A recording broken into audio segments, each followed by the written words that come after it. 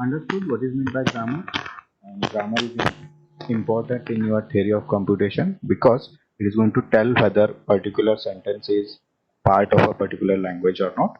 And this grammar is a standard way of representing a language. And more about this grammar is going to be covered by Vasant sir in a video. You just refer that video and you can understand what is grammar, what are the different types of grammar. And today we're going to start with context-free grammar. And I told you why we are going to study this context-free grammar, because the finite automata is going to accept only the regular languages. It is not going to accept the remaining types of languages. Hence, we are going to study this context-free grammar, which is capable of accepting all types of grammars, all types of languages. Okay, now what is this context-free grammar? Now the definition of the context-free grammar can be given like this. It is a formal grammar which is used to generate all possible patterns of a particular, all possible patterns of a string in a given formal language. Now it is a formal grammar which can be used to generate all the possible patterns of strings in a given formal language. Now precisely you can define the context-free grammar G with the four tuples. That is G is equals to VT TS. G is equals to VT TS. It is a quadrat tuple which consists of four different sets V, T, P, S. Now where G is a grammar which consists of set of production rules, and these set of production rules are going to be used to generate the strings of a language. Now we'll see what is meant by production rules with an example. Now the next set is V. V stands for variables. Now these are the intermediate terms which are used in the grammar, which these variables are going to change during the generation of your strings. The value of these variables are going to be changed during the generation of the strings. Now this V, it is a finite set of non-terminal symbols which are denoted by capital letters. The V are nothing but the non-terminal symbols, means these are the variables which will keep on changing their values during the generation of strings, and these are denoted by the capital letters. The variables are denoted by capital letters. Now the T stands for terminals. Now it is a finite set of terminal symbols, means it is nothing but the symbols which are used in the grammar.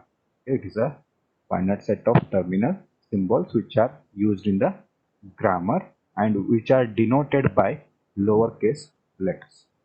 The terminal symbols are denoted by lowercase letters. Now these are the terminal symbols are the different symbols which are used in this particular grammar. Then comes P, where P stands for production rules. P stands for production rules. Now it is a set of production rules which is used for, means the production rule is used for replacing the non-terminal symbols. It is used for replacing the non-terminal symbols on the left side of your production rule, rule in a string with the other terminals or non-terminal symbols on the right side of the production. Means these production rules are used to replace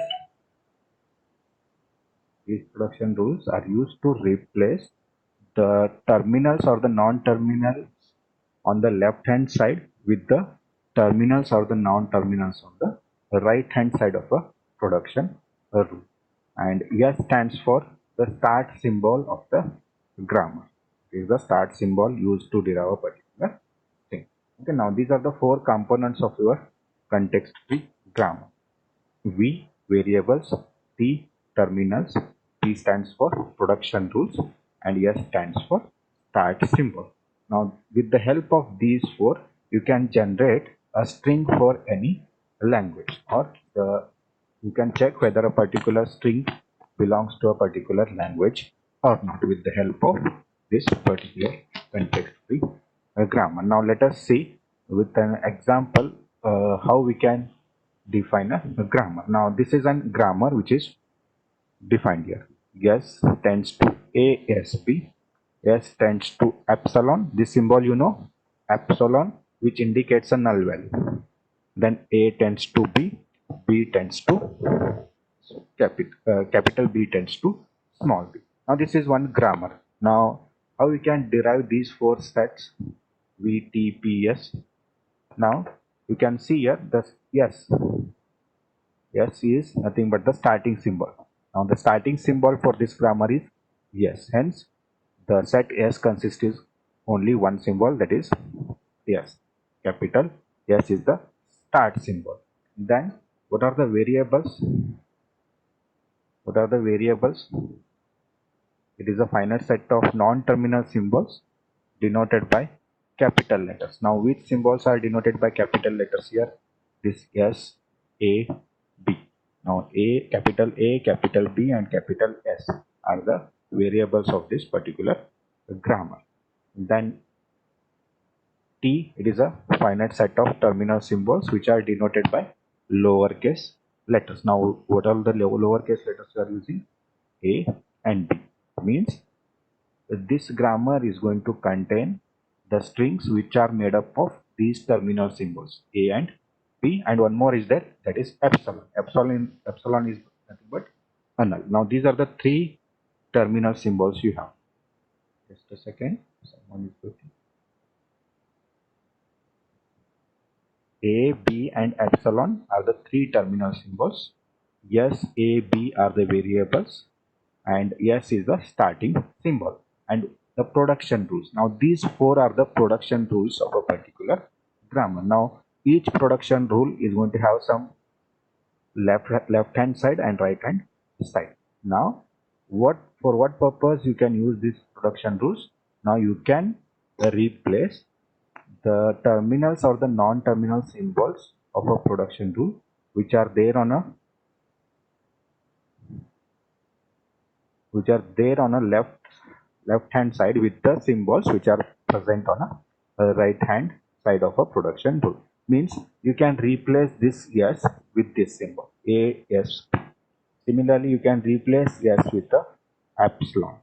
You can replace A with the small a. You can replace capital B with the small b. This is what the production rule says. Now with the help of production rules only you are going to define a particular grammar. Now here what you can do, you can replace this S with A S B, means you can rewrite S with A S B. Similarly, you can rewrite S with epsilon. You can rewrite A with small a. You can rewrite B with small b. This is how you can use these production rules to generate a particular string. Now one more thing we should concentrate about these production rules. Now on the right hand side of this production rules, we are going to have only the start symbol and the variables. At the right hand side of the production rule, we are just going to have the start symbol and the variables, whereas at the left hand side we can have any combination of variables, terminals or start symbols. Okay, but at the right hand side, at the left hand side you have just the start symbol and the variables, whereas at the left hand side you can have the terminals, variables and start symbol also. Okay, this is about what is meant by context free grammar. Now next we are going to discuss how to generate a context free grammar for a particular language. Now let us start with a simple example of constructing a CFG. That is example 1.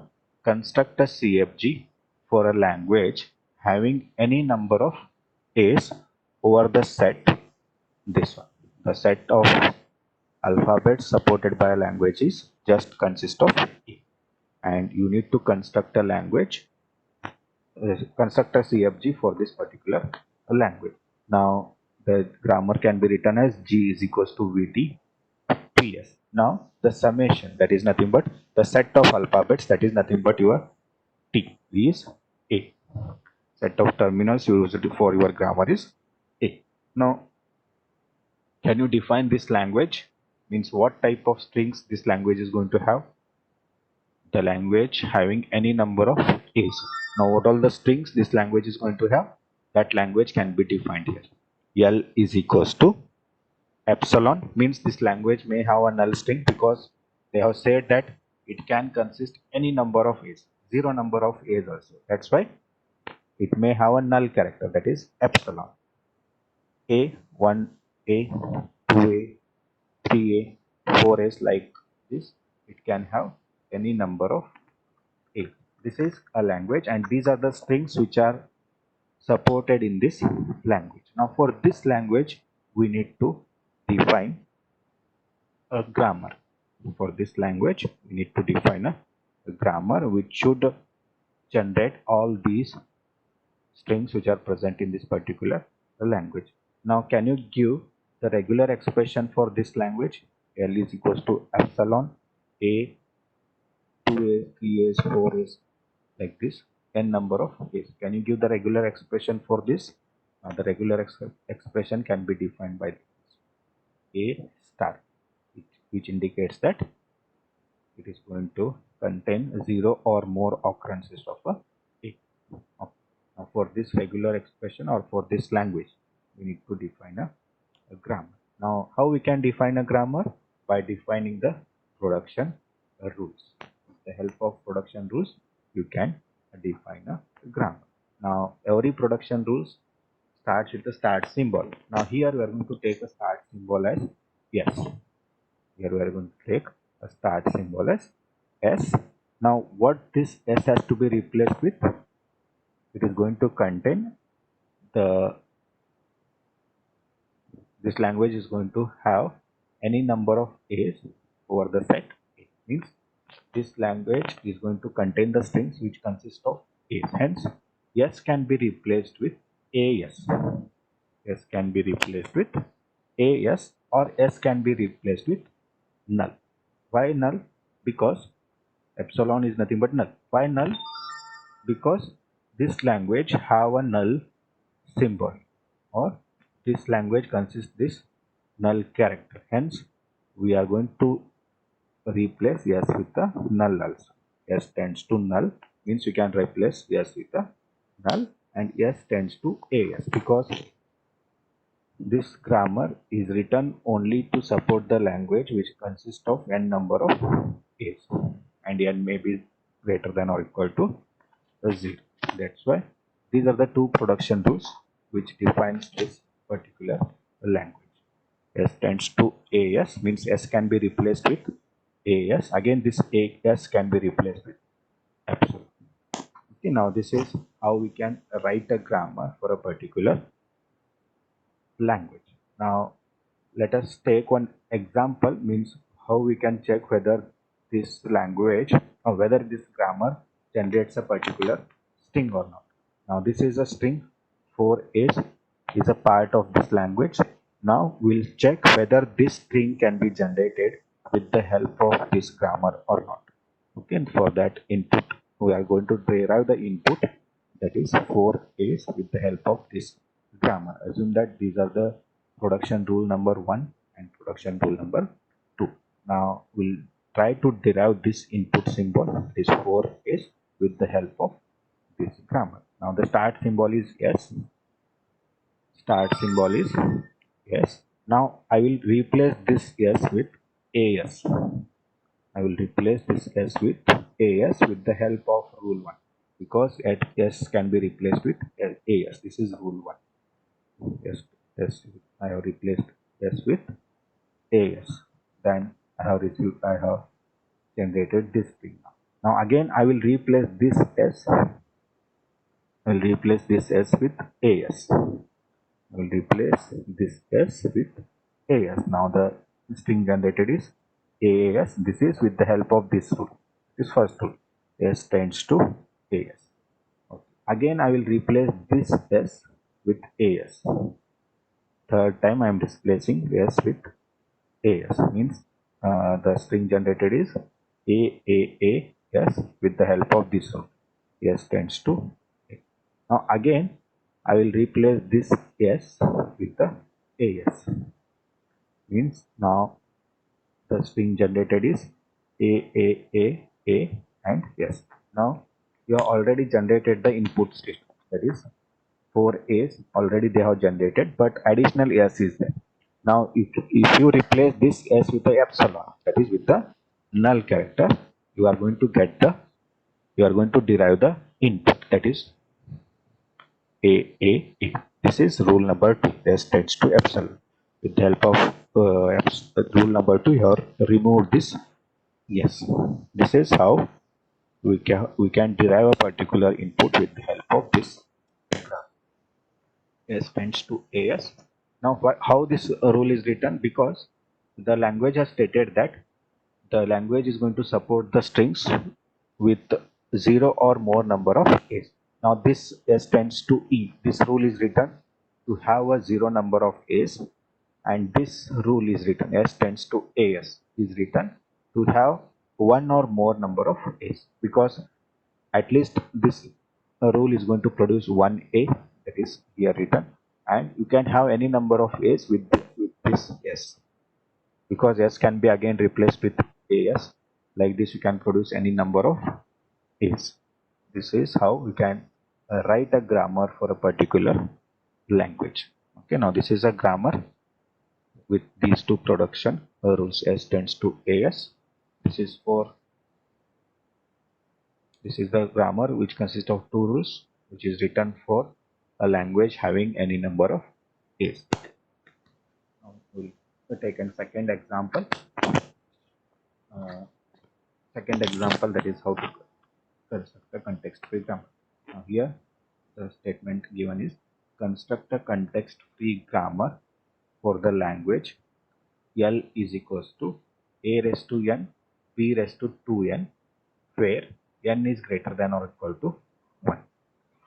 L is equals to A raised to n, B raised to 2n, where n is greater than or equal to 1. Means what all the strings it is going to have in this language? All the strings this language is going to have.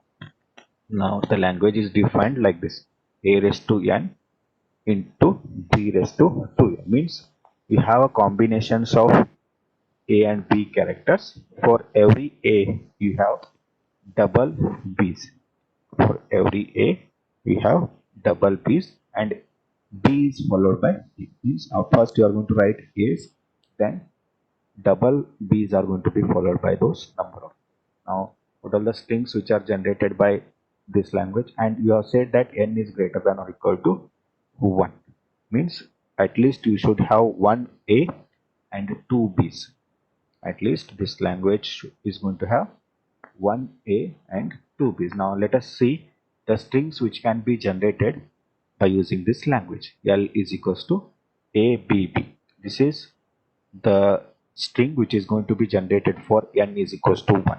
If I make n is equals to 2, that is A raised to 2, B raised to 2 into 2, that is 4. Means you are going to have 2 A's, 4 B's. This is the string for n is equals to 2. Similarly, for n is equals to 3, we are going to have 3 A's and 2 into 3, that is 6 B's. 3 A's and 6 B's. Like this, it is going to have the strings for a particular language.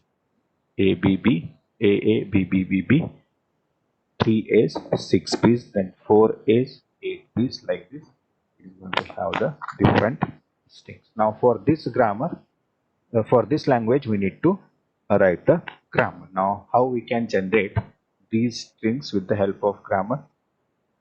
Now for that we need to specify the production rules. Now the first production rule, it should start with a yes.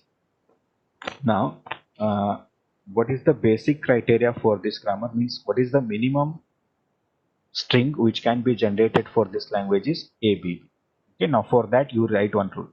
S tends to ABB. Means this is the minimum or the lowest string which can be generated for this language, that is ABB. Okay, just write this, yes, ABB.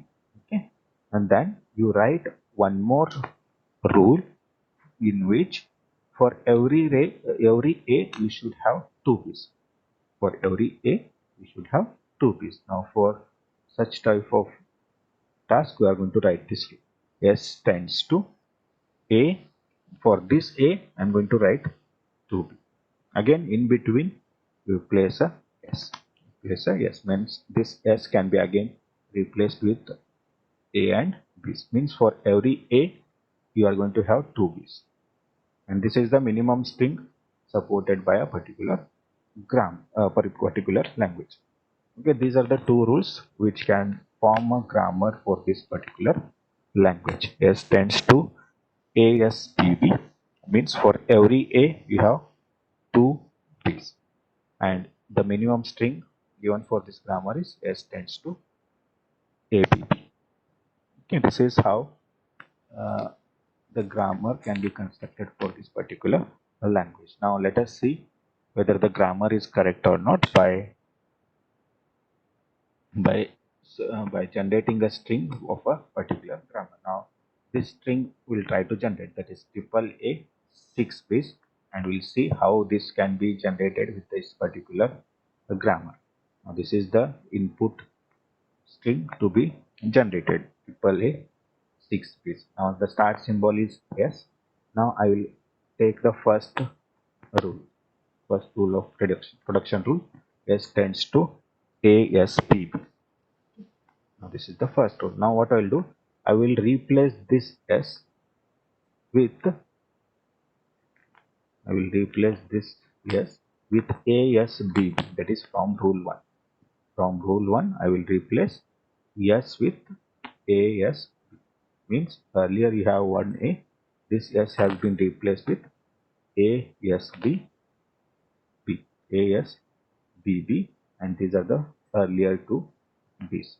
Okay, again what I will do, I will replace this S with ABB. I will replace this S with ABB, that is by using rule number 2.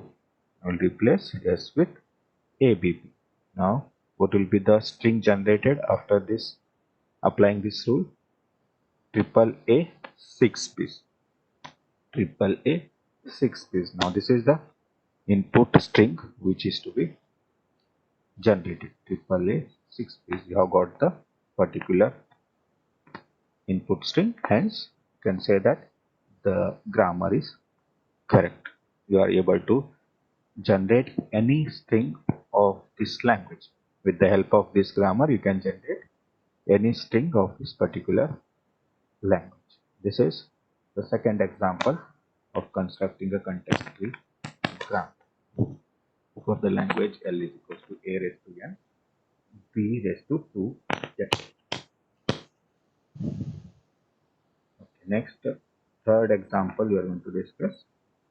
Now this is little bit confusing. Construct a CFG for a language where language is specified by WC WR, where W belongs to AB. AB star means it is going to made up of strings which are generated with the help of A and B terminals, where W is a string. In this language, W is a string, C is a constant, WR is a reverse of W.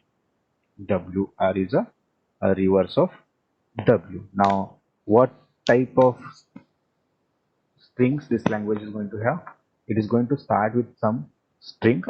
In between, it is going to have some constant, and it should end with a reverse of a W. It should end with a reverse of a W. For example, you take this first AA is a W, C is a constant, reverse of AA is again AA. Okay, this is the string which belongs to this language. Similarly, BCB.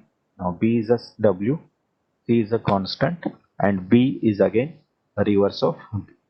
Okay, now again take the third string. AB is a W, C is a constant. Now reverse of AB is BA. Then fourth string ABB, that is W, C is a constant, Reverse of W is BBA. Okay, such types of strings this language is going to produce. Now, what I should do? I should write a grammar for this particular language. Now, how to write the grammar? Because this is the set of rules for particular grammar. S tends to ASA, because for every A, if you write any A, then it should end with a A. It should end with a A. Means for every occurrence of A, you should have a reverse of that. That is, it should end with a A. Similarly, for every occurrence of B, it should have a ending B. B, S, B, and it can S can be replaced to any constant.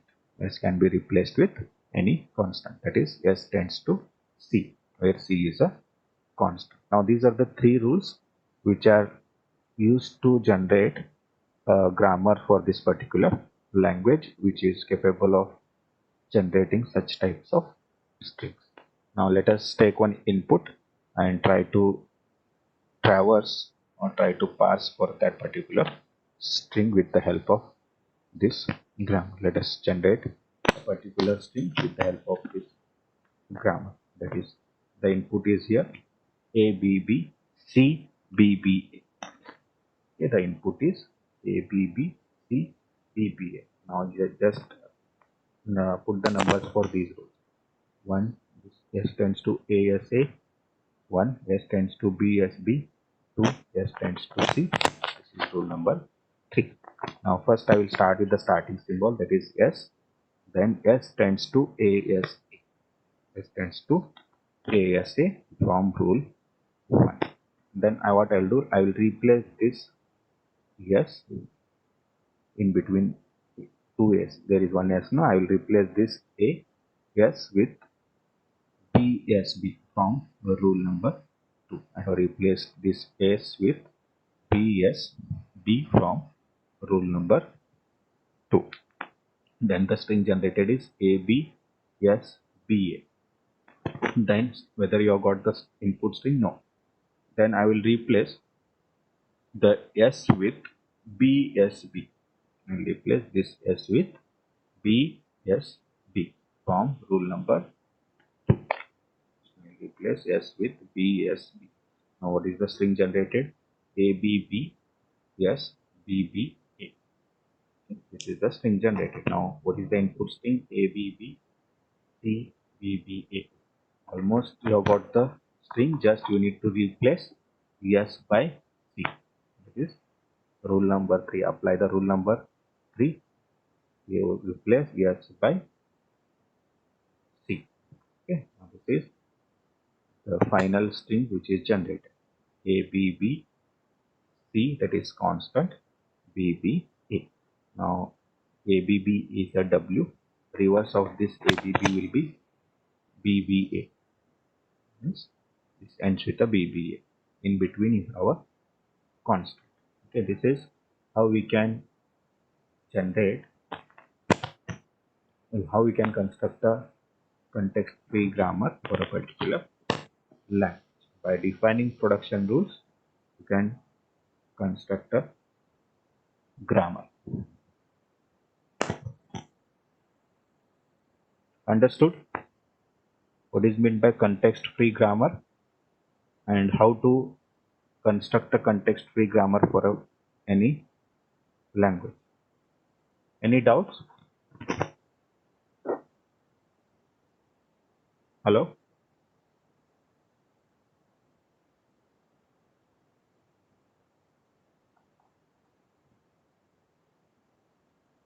Hello? Any doubts? No, sir. Who is speaking?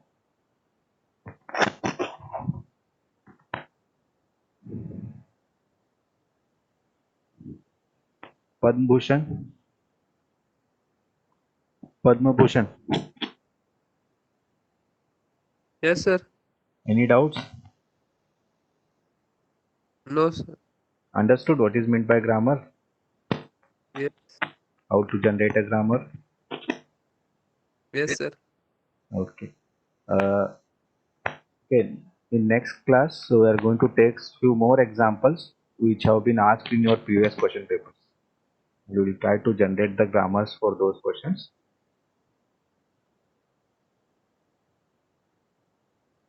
Okay.